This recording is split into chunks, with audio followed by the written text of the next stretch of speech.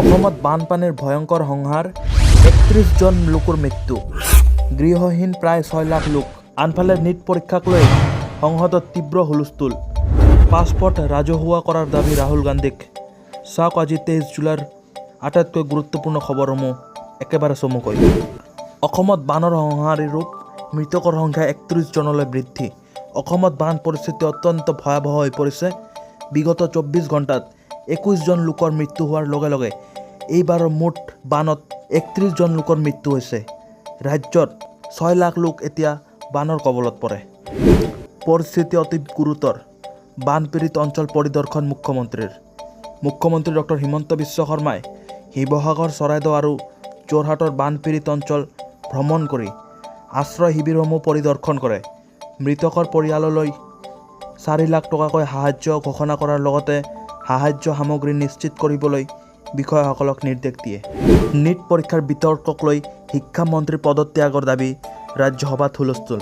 হয়, বিগত CGP যি কক্ৰজ জনতা পাৰ্টিৰ ধৰ্ণা প্ৰদৰ্শন কৰিলে, সেই প্ৰদৰ্শনৰ ফলত নিট UG পৰীক্ষাৰ অনিয়মৰ বিৰুদ্ধে ৰাজ্যসভাত তীব্ৰ প্ৰতিবাদ সাব্যস্ত কৰে বিৰোধীয়ে। বিৰোধী দলপতি মল্লিকাৰ্জুন খাৰ্গে জনায় যে শিক্ষামন্ত্ৰী ধৰ্মেন্দ্ৰ প্ৰধানে পদত্যাগ নকৰালৈকে সদনৰ কাৰ্যসূচী চলিবলৈ দিয়া নহ'ব। NDAৰ বৈঠকত প্ৰধানমন্ত্ৰী নৰেন্দ্ৰ মোদীয়ে কয় যে প্ৰশ্নকাকত ফাদিল সমগ্ৰ দেশৰ এক উদ্বেগজনক বিষয়। এই ঘটনাত জড়িত ১৩ জন লোকক ইতিমধ্যে গ্ৰেপ্তাৰ কৰা হৈছে আৰু অপৰাধীক কঠোৰতম শাস্তি প্ৰদান কৰা হ'ব। ছাত্ৰ প্ৰতিবাদকাৰীৰ ওপৰত আৰক্ষীৰ ব্যৱস্থা, জৰুৰী শুনানি নাকচ উচ্চতম ন্যায়ালয়ৰ। দিল্লীত প্ৰতিবাদত ছাত্ৰ ছাত্ৰীৰ ওপৰত আৰক্ষীয়ে চলোৱা পদক্ষেপৰ বিৰুদ্ধে দাখিল কৰা আবেদনৰ জৰুৰী শুনানি গ্ৰহণ কৰিবলৈ অস্বীকাৰ কৰিলে উচ্চতম ন্যায়ালয়ে। হয়, প্ৰধান বিচাৰপতিয়ে আবেদনকাৰীক সঠিক আইনী ব্যৱস্থাৰে আগবাঢ়িবলৈ নিৰ্দেশ দিয়ে। যোৰহাট কেন্দ্ৰীয় মহাবিদ্যালয়লৈ ১০ বছৰৰ বাবে স্বায়ত্তশাসনৰ মৰ্যাদা। হয়, বিশ্ববিদ্যালয় অনুদান আয়োগ অৰ্থাৎ UGC যোৰহাট কেন্দ্ৰীয় মহাবিদ্যালয়ক ২০২৬-২৭ৰ পৰা ২০৩৫-৩৬ শিক্ষাবৰ্ষলৈ অৰ্থাৎ ১০ বছৰৰ বাবে অট'নমাছ ষ্টেটাছ প্ৰদান কৰিছে। এতিয়াৰ পৰা মহাবিদ্যালয়খনে নিজাকৈ পৰীক্ষা পৰিচালনা কৰিব পাৰিব।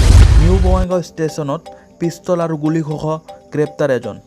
নিউ বঙাইগাঁও ৰেলৱে ষ্টেচনত চলোৱা নিয়মীয়া তালাচীত GRPয়ে বিহাৰৰ বাসিন্দা সতীশ কুমাৰ নামৰ এজন ব্যক্তিক এটা পিষ্টল আৰু ৫ জাই সজীৱ গুলীসহ গ্ৰেপ্তাৰ কৰে।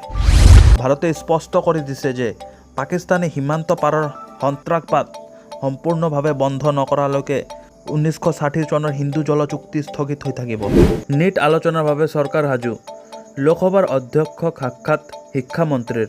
কেন্দ্ৰীয় শিক্ষামন্ত্ৰী ধৰ্মেন্দ্ৰ প্ৰধানে লোকসভাৰ অধ্যক্ষ ওম বিৰলাক সাক্ষাৎ কৰি স্পষ্ট কৰে যে নিট প্ৰশ্নকাকত ফাদিল সম্পৰ্কে চৰকাৰ লোকসভাত বিস্তৃত আলোচনা কৰিবলৈ সাজু। ৰাহুল গান্ধীয়ে বিদেশত দেশৰ শত্ৰুক লগ পাইছিল। মুম্বাই বিজেপিৰ গুৰুতৰ অভিযোগ। মুম্বাই বিজেপিৰ সভাপতি অমিত চাতামে অভিযোগ কৰে যে কংগ্ৰেছ নেতা ৰাহুল গান্ধীয়ে বিদেশ ভ্ৰমণৰ সময়ত ভাৰতৰ শত্ৰুক সাক্ষাৎ কৰিছিল। ৰাহুল গান্ধীৰ ধৰ্ণা ৰাজনৈতিক নাটক, ছত্তীশগড়ৰ মুখ্যমন্ত্ৰী। হয়, প্ৰধানমন্ত্ৰীৰ বাসস্থানৰ সন্মুখত ৰাহুল গান্ধী আৰু মল্লিকাৰ্জুন খাৰ্গেয়ে দিয়া ধৰ্ণা কাৰ্যসূচীক ছত্তীশগড়ৰ মুখ্যমন্ত্ৰীয়ে ৰাজনৈতিক নাটক বুলি কটাক্ষ কৰে।